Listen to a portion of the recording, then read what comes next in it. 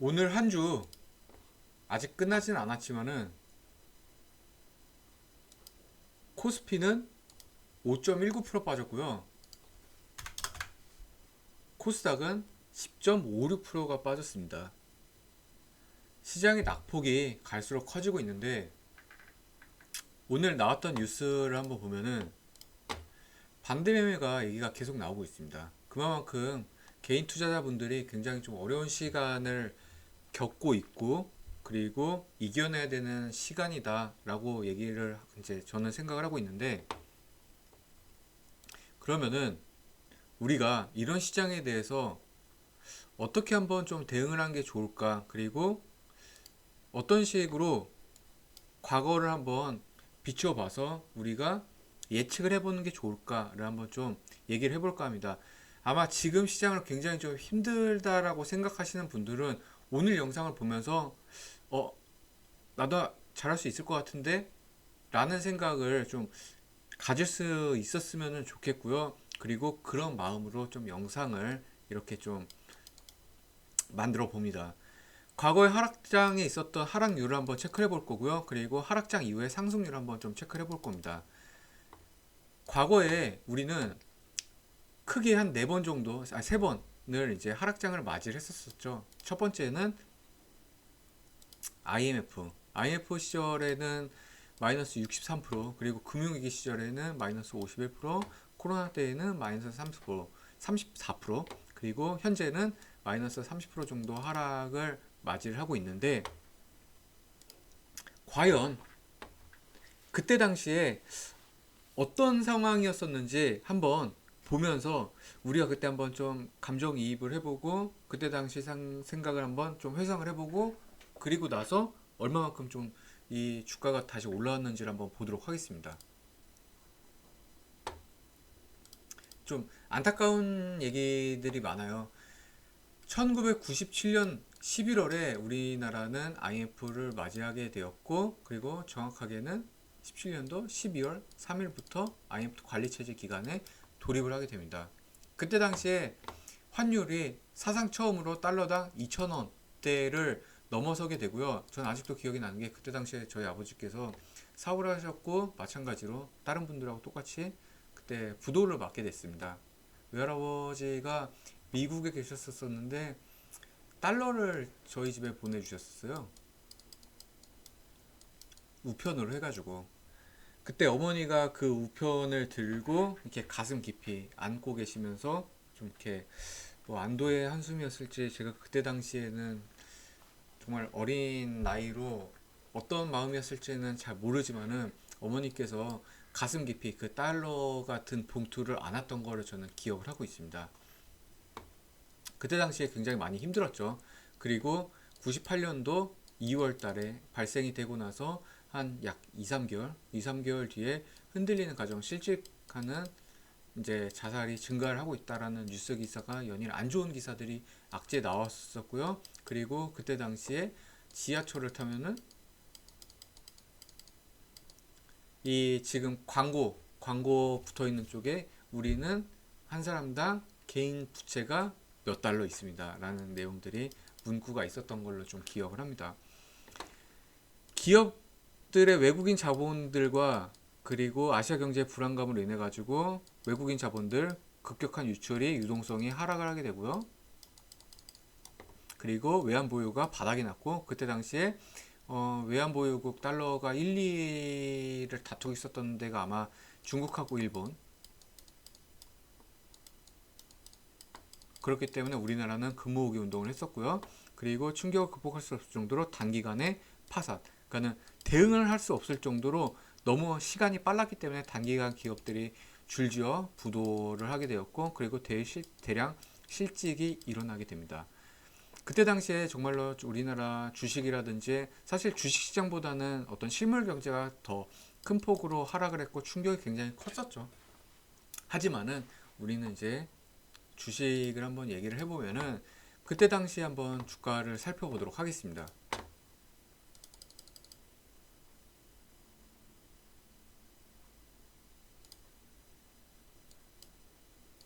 아, 코스닥으로 보고 있었네.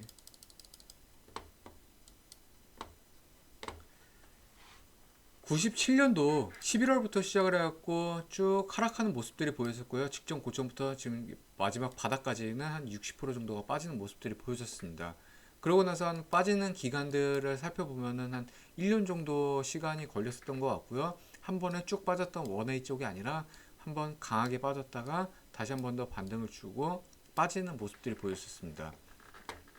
자, 그렇게 총 기간이 한 1년 정도라는 기간을 우리는 겪고 바닥을 다지고 다시 한 번 더 상승 국면을 맞이하게 되는데요. 이 IMF 시절 같은 경우에서는 실물 충격이 워낙 강했기 때문에 좀 안팎으로 금융 자본이라든지 아니면 주식 투자라든지 아니면 실물 경제에서도 굉장히 좀 힘들었었던 기억이 납니다. 그리고 2008년도 같은 경우는 우리나라 국내의 잘못이 아니라 미국의 잘못이었음에도 불구하고 우리나라가 국내에서 발생된 일 마냥 굉장히 충격이 강하게 왔었고 동아시아에서 충격이 가장 컸었다라고 합니다.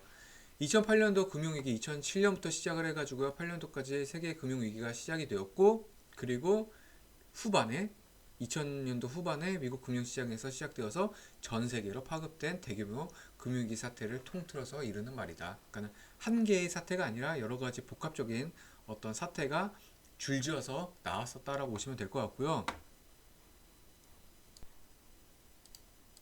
미국 내 2위에 있었던 서프라임 모기지 대출회사가 파산을 하게 됩니다. 그리고 이때 당시에는 2007년도 4월이었고요. 그리고 약 4개월 뒤 미국 10위권에 있었던 회사가 마찬가지로 파산 보호 신청을 하게 됩니다. 그러니까 줄지어서 지금 파산이 나는 거죠. 그리고 세계 3위의 은행인 HSBC, 우리나라도 많이 익숙하죠. 여기가 지금 주택시장에 뛰어들었다가 약 10조 1000억 원의 회수를 못할 위기에 놓였다라고 합니다. 그러고 나서 이제 2008년으로 넘어가게 되는데 2008년 9월 6일 날 미국 재무부에서 각각 회사 두 회사에다가 1000억 달러씩 총 2000억 달러 규모의 공적 자금을 투입을 하게 되고요. 공적 자금. 그리고 약 3개월 뒤에 2008년도 11월 27일 날 아차 싶었는지 미국 정부에서 금융위기를 진화하기 위해서 이미 불이 다 났는데 이 불난 분위기를 진화하기 위해서 천문학적인 정는 정말 예측할 수도 없는 큰 금액인데 1경 500조 원 넘게 지금 시장에다가 투입을 하게 됩니다. 마찬가지로 공적 자금이고요. 이렇게 맞이했었던 2008년도 금융위기 주식시장 한번 보도록 하겠습니다. 자, 2008년도를 거슬러 가보면은 2007년부터 조짐이 있었었는지 고점 대비해갖고 한번 20% 정도대 가격이 하락하는 모습을 보여줬었다가 2008년도 본격적으로 큰 하락장을 맞게 됩니다. 그러고 나서 전고점 대비해서는 한 51% 정도 가격이 하락하는 모습을 보여줬었고요. IMF랑 마찬가지로 어느 정도 가격이 바닥에서 다지고 있다가 다시 한 번 더 상승하는 모습을 보여주게 됩니다. 그렇게 IMF를 이제 지나가게 되고 그러고 나서 순탄하게 가는가 싶더니 이번에 코로나 바이러스가 유행을 하게 되면서요. 2009년 11월에 최초 발생이 되고 그러고 나서 2020년 1월에 중국을 넘어서 아시아로 퍼지게 됩니다. 그러고 나서 아시아로 퍼지고 나서 어떻게 되냐면은 WTO가 2020년 1월 31일로 국제적 공중보건 비상선포를 하게 됩니다. 이 좀 생각보다 심각한데 라고 느꼈나 보죠. 그러고 나서 2020년 4월에 코로나 장기화로 생각보다 장기화가 계속 진행이 되면서 이거 포스트 코로나다 라는 말이 처음으로 생기게 되고요. 그러고 나서 거의 한 1년 반 정도 뒤에 확진자 수가 2억 명이 돌파하게 됩니다. 그러니까 2009년부터 시작을 해갖고 이렇게 장기간 동안 쭉 이어지게 됐는데 22년 4월에 확진자 수가 4억 명을 돌파하게 돼요. 이렇게 보면은 굉장히 긴 기간이었는데 주식시장은 좀 다른 모습들을 보여줬었죠. 한번 보면서 얘기해 볼까요?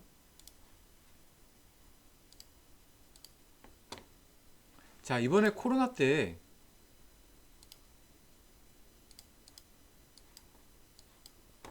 시점으로 놓고 보면은 2009년도 11월경부터 코로나가 시작이 되고 1월부터 WTO가 이거 대유행이다 라고 이 지시를 하게 되고, 그러고 나서부터 굉장히 짧고 강하게 하락 국면을 맞이하게 되고요. 그러고 나서 쭉 상승하는 모습을 보여줬었습니다. 자, 이렇게 하락을 하게 되면은 다시 한 번 더 상승하는 모습들을 보여주고 있는데요. 각자 그때 당시에 있었던 히스토리가 다 다르죠. 그렇기 때문에 한번 그 얘기를 좀 해봐야 될 것 같은데, 코스피 시장만 놓고 봤었을 경우 하락장은 각각 63%, 마이너스 63%, 마이너스 51%, 마이너스 34%였고 지금 현재 마이너스 30%인데, 이렇게 이후에 저점 대비 상승률로 보면요, IMF 같은 경우는 240%가 상승을 했고요. 그 다음에 금융위기 같은 경우는 144%, 그 다음에 코로나는 126%, 그리고 지금 하락장 이후에 다음에는 얼마만큼 오를지 우리는 아직 모르는 좀 미지의 영역에 있는 것 같습니다. 주식을 하는 사람으로서 이런 많은 일들을 겪어왔고 봐왔고 개인적으로 역사에 또 산 증인으로서 보고 있는 게, 지금은 힘들지만은 이제 생각을 해보면은 저는 그래도 좀 이제 어떤 많은 경험을 쌓았다라고 생각을 하고 있고, 마찬가지로 이번에도 역사의 산 증인으로서 우리가 또 잘 겪어내지 않을까라고 생각하고 있는데, 이렇게 과거에 하락을 하게 되면은 다시 한 번 더 큰 폭으로 상승을 하게 됩니다. 그렇기 때문에 제가 신용이라든지 아니면은 좀 이렇게 반대매매 당할 수 있는 그런 일들, 아니면은 어떤 좀 잘못된 판단, 이제 종목을 선정하는 데 있어가지고 좋은 종목을 고르는 방법들은 여러 가지가 있는데 제가 이제 가끔 한 번씩 얘기를 하거든요. 근데 오늘은 이 주제에 대해서 좀 더 얘기를 해봐야 될 것 같으니까 생략을 하도록 하고, 히스토리를 한번 제가 살펴보겠다라고 했는데, IMF 당시에는 금산분리가 되지 않았기 때문에 기업들의 무분별한 대출로 인해 가지고 연쇄 줄부도가 나게 되는 어떤 계기를 마련하게 되었고요. 이거는 기업의 잘못도 아니고 정부의 잘못도 아니라고 생각을 하고 있습니다. 그냥 단순히 우리 그 시스템적으로 이런 금산 분리가 되지 않았었던 그때 당시에 경험치의 부재였다라고 생각을 하고 있고요. 미국 같은 경우에서 금융위기도 마찬가지로 모기지론이 어떤 기업들이 그 영리 활동을 하는 데 있어 가지고 극단적으로 영리 활동을 추구했기 때문인 거지, 영리 활동 자체가 잘못됐다라고 생각은 하지 않고 있고, 이거를 정확하게 잡지 못했던 정부의 시스템적인 경험치의 부재였다라고 생각을 하고 있습니다. 그럼 코로나 같은 경우는 어떤 대유행이 펼쳐질 것으로 아무도 예측하지 못했었고, 생각보다 전파력이 강했기 때문에 아차 싶었는지 이제 경기가 침체될 것을 우려를 해가지고 금리를 인하를 시키고 시장에다가 돈을 뿌리면서 유동성을 시장에 지속적으로 공급하게 되었고, 그로 인해서 우리가 생각했던 것보다 강하게 주식시장이 상승하는 그런 국면에 놓여 있었다라고 보시면 될 것 같습니다. 거기다 지금 영상을 보고 계시는 여러분들이 이제 주체였죠. 동학개미 운동이 또 펼쳐지면서 지금 여러 보시는 분들이 다 주인이죠. 마찬가지로 유동성의 시장에다가 공급을 굉장히 많이 하게 되고, 그러면서 주식시장이 이만큼 오를 게 더 큰 폭으로 상승하게 되면서 우리들은 굉장히 좋은 시장을 맞이를 했었습니다. 그러면서 이제 생각보다도 그 미장이 더 좋은데 서학으로 좀 넘어가게 된 계기가 되죠. 그리고 현재 우리나라 시장이나 미국 시장이나 전반적으로 좀 큰 폭으로 하락하는 모습들이 보여주고 있고요. 자, 그렇기 때문에 이때 당시에 모든 계기라든지 아니면은 서론 본론은 달랐지만은 결론은 똑같았습니다. 결론은 시장은 결국 올라온다. 올라온다. 제가 처음에 보였던 주제, 결국 시장은 올라옵니다. 자, 그렇기 때문에 시장은 반드시 돌아오고 올라오기 때문에 우리가 적절하게 대응만 한다고 하면은 오히려 더 황금 같은 그런 기회를 맞이할 수 있을 거라고 생각을 하고 있고요. 제가 간략하게나마 IMF라든지 금융위기라든지 코로나 그때 당시에 처해 있는 직면해 있던 현실을 제가 짤막하게 얘기를 했는데, 그러면 우리 현재를 한번 살펴봐야 되잖아요. 현재를 한번 보도록 하겠습니다. 지금 가장 문제가 뭐냐면은 높은 물가입니다. 시장에다가 유동성을 너무 강하게 공급을 했기 때문에 그냥 쉽게 말하면은 화폐에 대한 가치가 떨어졌다 라고 보시면 될 것 같고요. 그로 인해서 부동산 가격이 상대적으로 더 큰 폭으로 오르긴 올랐지만 더 큰 폭으로 상승하고 있는 그런 모습들이 상대적으로 더 보이고 있는 그런 경향들이 보이고요. 이것뿐만이 아니라 곡물 가격도 올라가고 있고, 그 다음에 원유, 구리, 모든 것들이 지금 다 상승을 하고 있어요. 그로 인해 가지고 높은 물가를 우리가 실질적으로 지금 현재 체감을 하고 있고요. 연준 FOMC에서도 이번에 물가가 8.5%가 올라오는 거는 우리가 예측했었던, 정말 예측하지 못했던 결과다라고 해서 우리는 50bp 올리겠다. 금리 50bp 올릴 테니까는 알고 있어 라고 했는데, 막상 까보니까는 CPI가 8.5%였어. 아차 싶었는지 한 번도 저도 보지 못했던, 원래는 25bp 같은 경우는 베이비 스텝인데 빅 스텝까지 알고 있었거든요. 근데 이번에 저도 처음으로 자이언트 스텝을 눈으로 보게 됐었습니다. 이 인플레이션을 억제하기 위해서 금리 인상을 하게 되고요. 그러면은 제가 아까 처음에 말씀드렸던 걸로 유동성을 떨어뜨리게 되고, 유동성이 떨어지게 되면은 당연히 주식시장은 안 좋은 악재로 나오기 때문에 증시에 대한 부담은 더욱더 가중된다라고 보시면 될 것 같습니다. 자, 그래서 과거의 사례로 놓고 봤었을 경우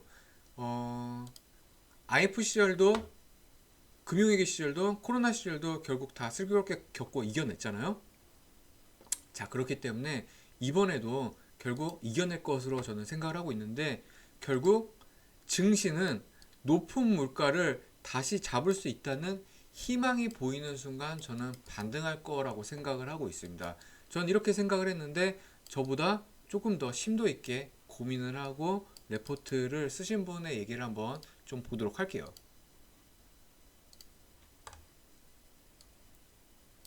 경기 침체에 얼마나 가까운가에 대해서 얘기를 했는데, 높은 물가 금리 인상이 커져가는 미국 경기 침체 우려는 지금 현재 미국의 산업 생산과 고용, 장단기 금리 차를 볼 때 경기 침체는 징후는 그렇게 생각보다는 크지도 않다라고 얘기를 하고 있고요. 긴축적 통화 정책이 지속될수록 경기 침체 확률은 연말 50% 정도 이상으로 높아질 것으로 전망을 한다라고 하는데, 이 얘기를 쉽게 풀어보면은 지금 현재 미국 산업 생산 고용 장기차는 문제가 없다라는 얘기인 거고, 근데 하지만은 인플레이션이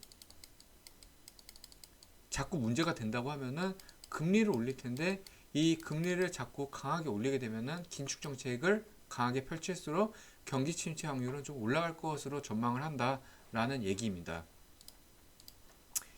그러면은 경기 침체라고 하면은 조금 더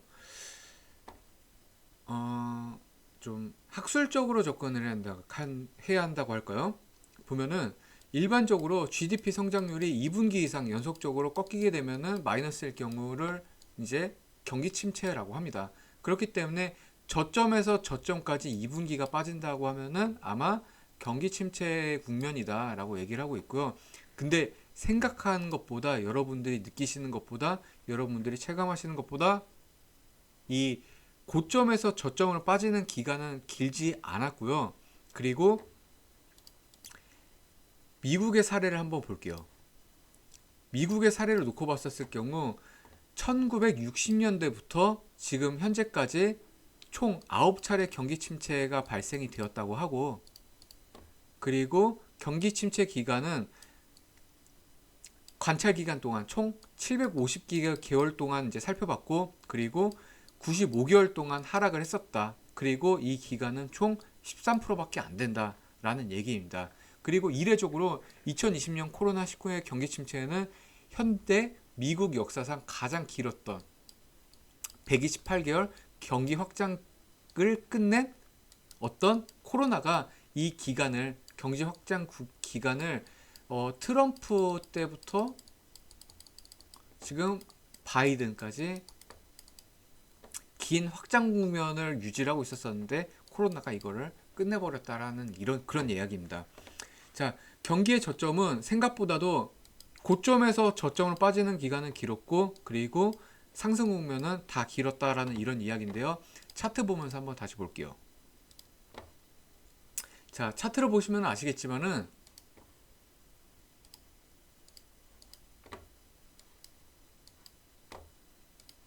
금융위기 때에도 하락 국면이 짧았고요. 상승 국면이 상대적으로 긴 모습들을 보여주었습니다. 그리고 이번에 코로나 때도 마찬가지로 하락 국면이 짧았고 상승 국면이 길었거든요. 하지만 이번에는 좀 완만한 곡선으로 지금 내려오고 있기 때문에 하락하는 바닥이 어딘지도 모르겠지만은 지금 저희가 코스피 지수가 PBR이 한 배 이하일 경우에는 보통 좀 반등하는 모습들이 많이 보여줬거든요. 근데 지금이 딱 PBR이 1배 이하로 빠졌습니다. 그렇기 때문에 기술적으로 반등할 수 있는 구간은 맞으나 이거를 상승 국면이다라고 기준점 놓기에는 제가 봤었을 때는 여러 가지 어떤 상황들을 고려해 보면은 좀 적절하지 않은 판단인 것 같고요. 기술적으로는 좀 올라갈 수 있는 어떤 그런 밸류에이션이다라고 보시면 될 것 같습니다. 자, 그렇기 때문에 이런 내용들을 가지고 얘기를 했었고 그러면은 조금 더 한번 집중해서 얘기해 보면은 현재 시점에서 경기 침체 확률이 그럼 얼마나 되느냐, 경기 침체가 돼가지고 주시장이 얼마나 꼬꾸라질 거냐를 한번 좀 얘기를 해보면은 5월에 미국 전년 동기 대비 산업 생산 증가율은 5.8%로 여전히 견조하고 그리고 비농업 부분, 그러니까 산업 부분만 놓고 봤었을 경우 고용자 수도 4.5% 기록해서 고용 지수는 지금 상승하고 있는 모습들이 보여주고 있다. 그렇기 때문에 경기 침체 징후는 확인하기가 힘들다라고 하고 있고 실질적으로 우리나라에서도 지금 삼성이라든지 현대차에서 북미 쪽 시장에다가 공장을 좀 신설을 많이 하고 있는 모습들이 보여주고 있죠. 미국은 현재 과거에는 트럼프 정부 이전까지는 소비 국가의 색깔을 굉장히 많이 갖고 있었습니다. 근데 하지만은 트럼프가 당선이 되고 나서 우리는 이제 앞으로는 소비 국가가 아니라 생산 국가로 다시 전환을 하겠다라고 언급을 했었고 그리고 실질적으로 트럼프 때 이후부터 시작을 해가지고 우리나라의 기업들과 그리고 해외 각국의 유망한 기업들이 미국 쪽에다가 지금 어떤 그 인프라라든지 공장들을 설치를 하고 있었고요. 반대로 중국 같은 경우에서는 생산 국가에서 소비 국가로 좀 넘어가고 있는 좀 반대적인 양상을 보이고 있고 그로 인해서 지금 현재 미국 같은 경우에서는 어떤 지금 현실로 하나 놓고 보면은 경기 침체에 대한 우려는 이 사실만 놓고 보면은 없다가 지금 내린 결론입니다. 하지만 긴축적인 통화가 지속이 될수록 인플레이션이 빠르게 잡히지 않는다라고 하면은 금리를 더 강하게 올릴 거고 이 금리를 강하게 올린다라고 하면은 경기 침체 확률이 지금 현재 상황 놓고 보면은 경기 침체 상황은 아니야 라고 얘기를 하고 있지만은 금리가 변수로 작용을 해서 경기 침체 확률이 조금 올라가지 않나 라고 얘기를 하고 있고요. 저도 이 부분에 대해서는 진짜 적극 동감을 하고 있습니다. 그렇기 때문에 금리 인상하는 데에서 굉장히 좀 우리가 주목을 해봐야 될 것 같고 다시 말씀드리지만은 적절한 좋은 대응만 한다고 하면은 수익을 다시 한 번 더 큰 폭으로 볼 수 있는 황금 같은 시간을 우리는 다시 얻을 수 있을 거라고 생각을 하고 있습니다. 오늘 그 간단하게 국내 유망 업종 공략에 대해서 한번 간단하게 언급을 해보면은 2020년 2분기 순이익 전년 대비 증가율하는 회사 같은 경우 업종 같은 경우는 호텔 레저 에너지 IT 가전이 있고요. 호텔 레저 같은 경우는 적자 폭이 워낙 컸기 때문에 조금만 매출이 나오면은 EPS가 큰 폭으로 증가하는 업종이기 때문에 약간 좀 오해 소지도 있을 수 있기 때문에 너무 긍정적으로 보기보다는 좀 중립적인 상황에서 한번 좀 지켜보는 게 좋을 것 같고요. 에너지 섹터 같은 경우는 지금 2020년도에 빠질 수 없는 게 친환경, 그리고 에너지, 곡물, 이 정도 섹터인 것 같습니다. 근데 하지만은 이거를 제가 어저께 라이브 방송 때도 얘기를 했었었는데, 에너지랑 친환경 같은 경우는 중국 쪽에서 굉장히 주도를 많이 하고 있어요. 진심입니다. 중국 정말 진심이에요. 이 친환경에 대해서 누구보다 정말 진심인 나라이기 때문에 이쪽 나라에서 수요가 급증을 하고 있고, 수요가 수요가 급증한다는 거는 당연히 공급이 올라가고, 그리고 나서 이쪽 주가가 유망할 것으로 보여주고 있기 때문에 에너지 섹터, 그 다음에 화학 섹터 중 한 번 정도는 지켜보실 필요가 있을 것 같고, 실질적으로 주식인사이트에서 나오는 포트폴리오, 포트 수익률이 제일 좋은 게 가치주거든요. 가치주인데, 가치주 섹터에서 에너지, 화학 종목이 수익률이 제일 좋습니다. 실질적으로 나오고 있는 지금 수치이고요. 자, 그렇기 때문에 이 2분기 호실적 업종, 호실적 예상 업종 한 번 정도는 체크해 보실 필요성이 있을 것 같고, IT 가전 같은 경우에서도 지금 무역 쪽에서 수치가 급증을 하고 있습니다. 급증을 하고 있고 역대 최대라고 하고 있으니까는 IT 가전 정도 한 번 정도는 체크해 볼 필요성이 있을 것 같은데, 최우선주를 찾는 게 중요하죠. 최우선주라고 하면은 뭐 이제 LG전자, 삼전은 뺄게요. 얘기가 좀 많은데 삼전은 지금 빼는 게 좋을 것 같고, LG전자라든지 아니면은 디스플레이 쪽도 잘 나가고 있으니까는, 아니 주가가 잘 나간다는 게 아니라 오해하실까봐, 지금 실적이 좋다는 거죠. 디스플레이 쪽이 지금 좀 잘 나가고 있는 모습들이 보여지고 있고, 기타 등등등 서플라이 체인으로 해서 밑에 있는 부품업들까지 있는데, 실적이 좋다고 해서 절대 주가가 같이 올라가는 건 아닙니다. 하지만 실적을 고려하지 않는 주식 투자는 결국 실패할 수밖에 없습니다. 여러분들께서는 뭐 다르게 생각하실지 모르겠지만은, 저는 절대로 실적이 없는 회사의 주가의 상승은 강하지만은 제한되고 제한적인 움직임이고, 그리고 실적이 바탕이 되어 있는 종목들의 주가 상승은 강하고 견조하며 지속적입니다. 그렇기 때문에 여러분들께서는 주식을 하신다라고 했을 때는 실적을 항상 살펴보시는 게 좋을 것 같고, 이 실적이 뒷받침되어 있는 회사들, 그리고 실적이 뒷받침되어 있는데 올라가지 않는 종목을 우리는 뭐라고 하죠? 저평가되어 있다고 합니다. 이런 저평가되어 있는 종목을 지금 같은 시장에서는 고를 수 있는 안목, 선구안이 필요할 것 같고요. 주식인사이트가 이거를 대신해서 해드리도록 하겠습니다. 자, 오늘 영상 여기서 마치도록 하고요. 좋아요, 알람, 구독 설정까지 여러분들께서 조금만 귀찮더라도 눌러주신다고 하면은 더 좋은 영상으로 제가 다음번에 찾아뵙도록 하겠습니다. 감사합니다.